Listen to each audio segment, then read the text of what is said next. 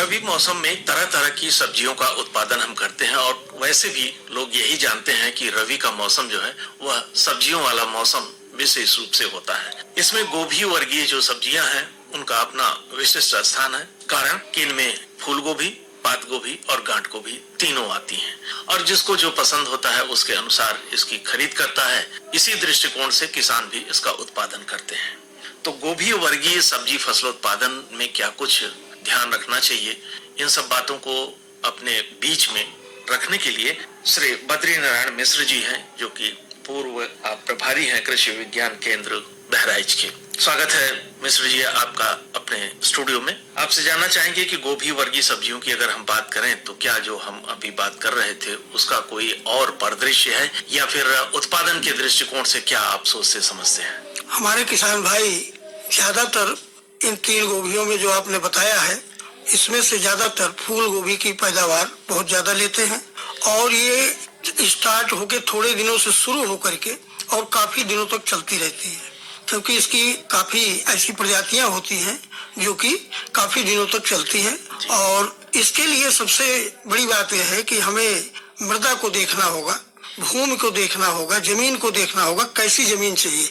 इसके लिए जीवांश बाजार को भी देखना होगा और बाजार को भी देखते हुए वो तो है सब। इस पे क्रमशः हम आना चाहेंगे लेकिन उससे पहले जानना चाहेंगे कि फूल गोभी में भी कहते हैं कि यह अगेती, मध्यम, पछेती, कुछ इसके नाम हैं, उसके अनुसार ही किया जाता है। तो अभी जो समय चल रहा है इसमें क्या किसी की भी नर्सरी डाली जा सकती है या रोपाई की जा सकती है, क्या स्थिति होगी? इसमें फूल गोभी की पछेती प्रजाति जो है, जो 2-3 प्रजातियां हैं, स्नोबॉल 16 है, पूसा स्नोबॉल है, काला पत्ता है, ये सब प्रजातियां जो हैं इनकी अभी भी नर्सरी हम डाल करके और इसको अक्टूबर में लगा सकते हैं। जी, अक्टूबर के महीने में इसको रोपाई कर सकते हैं। अब आते हैं मिट्टी पर, जो बात आप कहना चाह रहे थे उसको जानते समझते हैं कि बलुई दोमट होनी चाहिए, दोमट होनी चाहिए, कैसी जमीन हो फूल गोभी के लिए? जी, फूल गोभी के लिए जैसा आपने बताया, इसके लिए जीवांश युक्त जमीन जिसमें जल निकास की बड़ी अच्छी सुविधा हो और इसके लिए दोमट या बलुई दोमट जमीन सबसे अच्छी मानी जाती है। और अगर पात गोभी करना चाहते हैं तो बस उसके लिए भी वही है, क्योंकि पानी रुकना नहीं चाहिए किसी के लिए और जीवांश सबके लिए जरूरी है, क्योंकि कोई भी सब्जी हो उसके लिए जीवांश बहुत जरूरी है। जो लोग अगस्त में नर्सरी डाल दिए थे फूल गोभी की, अगेती फूल गोभी की खेती करते हैं, वो अब रोपाई करना चाहेंगे।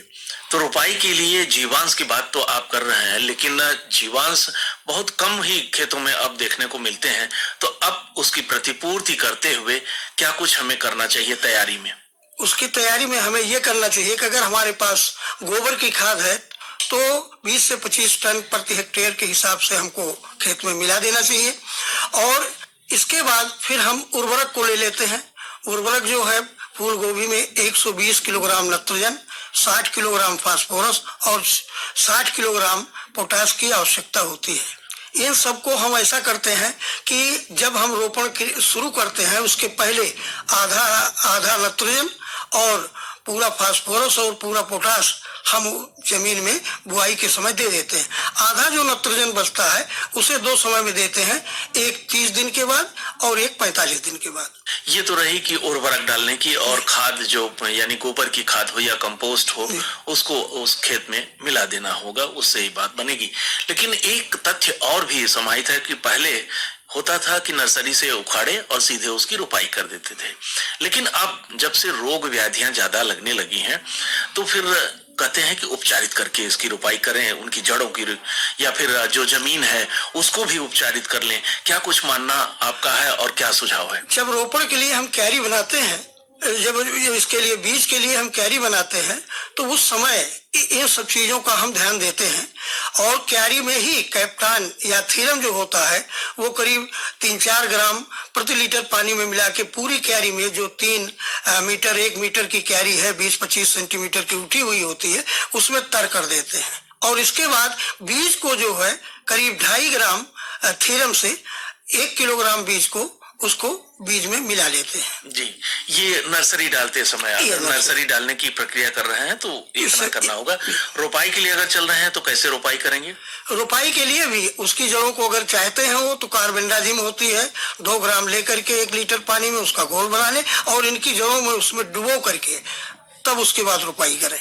दूरी क्या होगी, कैसे कैसे दूरी जो होती है अगेती की होती है वो 40 सेंटीमीटर इंटू 40 होती है, पंक्ति तो पौधे से पौधे की दूरी, और जो पछेती और मध्यम होती है इनकी दूरी 60 इंटू 40 होती है। लाइन से लाइन की दूरी, पंक्ति से पंक्ति की दूरी 60 सेंटीमीटर और पौधे से पौधे की दूरी 40 सेंटीमीटर। ये सभी तरह की फूल गोभी की प्रजातियों के लिए आप बता रहे हैं?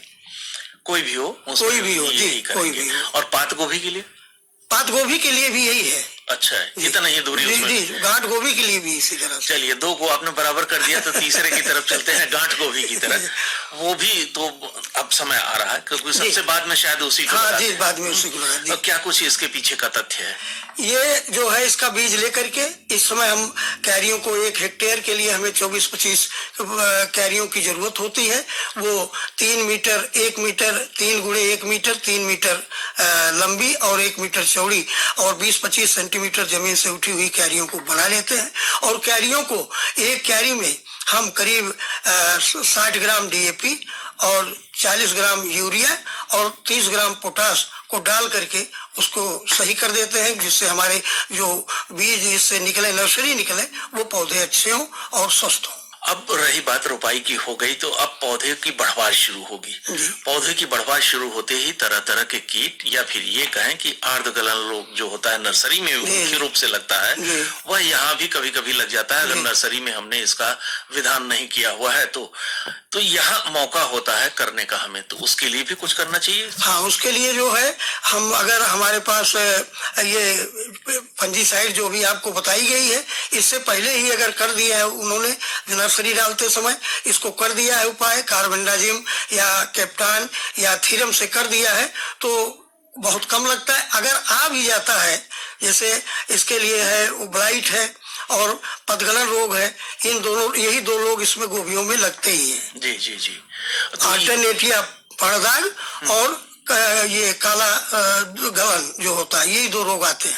और कीटों की बात करें तो लाल कीड़ा जो है शुरू से ही वो लाल कीड़ा इसके लिए जो होता है सर, डायमंड माउथ कहते हैं, एक हीरक कीट होता है, उसे ऊपर जो है 3 बिंदियां पाई जाती हैं, वो हीरे की किस्म की होती, वो सबसे ज्यादा नुकसान पहुंचाता है सितंबर से लेकर के और नवंबर तक। तो इसके लिए करना क्या होगा? इसके लिए तो पहली बात तो यह है कि कुछ फसल ले सकते हैं, जैसे टमाटर और गाजर एक लाइन करके कर ले तो इससे जो है कुछ अपने आप को काफी वो हो जाता है।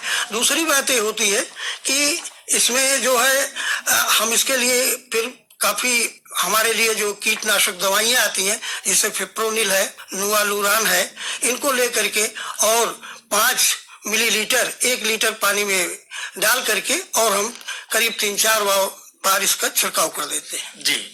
और पत्ता गोभी या गांठ गोभी के लिए कुछ खास करने की जरूरत होती है कीटों से सुरक्षा के लिए, या यही विधि उस पर भी अपनाएं?